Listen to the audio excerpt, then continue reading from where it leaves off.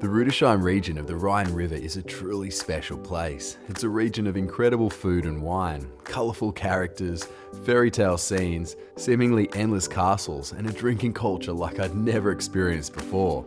Come with me as I explore this magnificent region of Germany and find out what it has to tickle my taste buds. With around 3,000 hectares of vineyards and thousands of years of winemaking history, it's no surprise that Ruedesheim and the Rheingau region is world renowned for its incredible wine, especially its Riesling varieties, which take up over 84% of local grape production. To get an idea of the magnitude of these vineyards, you can jump in a cable car and float above the sprawling grapevines and medieval buildings of Ruedesheim.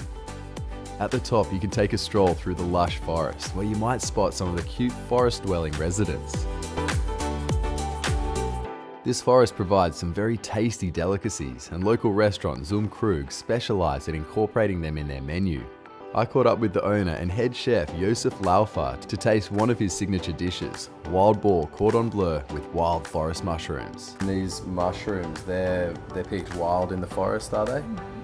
They are picked wild in the forest, yeah. Okay. So wild boar from the forest, wild mushrooms. So it's quite a sort of wild dish, isn't it? Yeah, it is. At the end, it's pretty wild. And what better beer to match than a home-brewed red wine ale?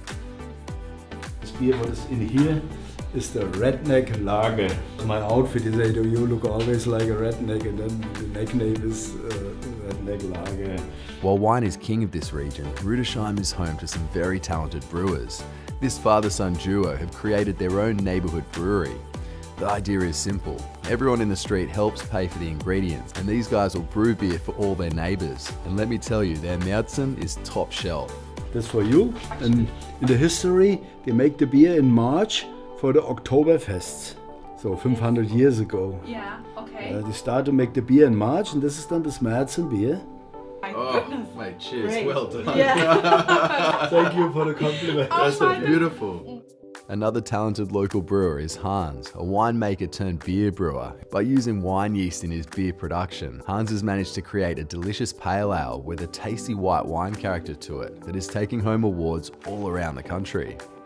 If you're looking for something a little stronger, you can always drop into the famous Usbach brandy distillery to see how this boozy drop is created.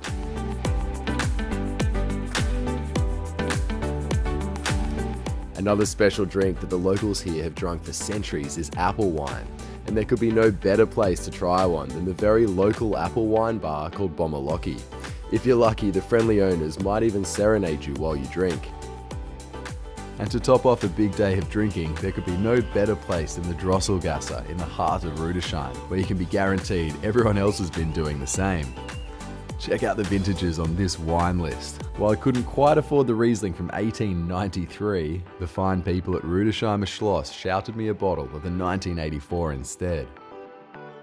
And after a day like that, it seemed quite fitting that I woke up inside a wine barrel.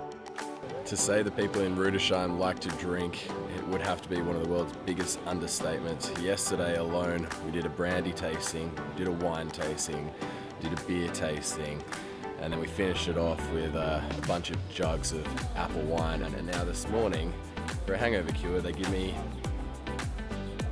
a Ruedesheimer coffee, which is brandy, flamed and then filled with coffee and cream.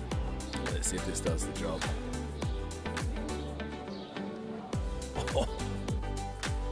Having shaken off the excesses of the previous day, it was time to do a bit of exploration down the beautiful Rhine River. So I jumped on board a boat with the Bing & Ruedesheimer Cruise Company, which is the best way to see the sights all along the river. First stop is Reichstein Castle, one of a seemingly endless trail of castles on this stretch of river. And it seems like the former tenant didn't mind a spot of hunting. Second stop for us is the beautiful riverside town called Assmannshausen and a local restaurant called Zweimohren that specialises in using wild herbs and plants from the surrounding meadows and forests. From incredible salads to fish dishes and probably the most elaborately herbaceous gin and tonic I'd ever seen, this place was a real treat for the taste buds. However, when it comes to restaurant experiences, nothing quite compares to this place in Ruedesheim, where you literally spend a night as a prisoner in jail, though I'd imagine the food is a lot better.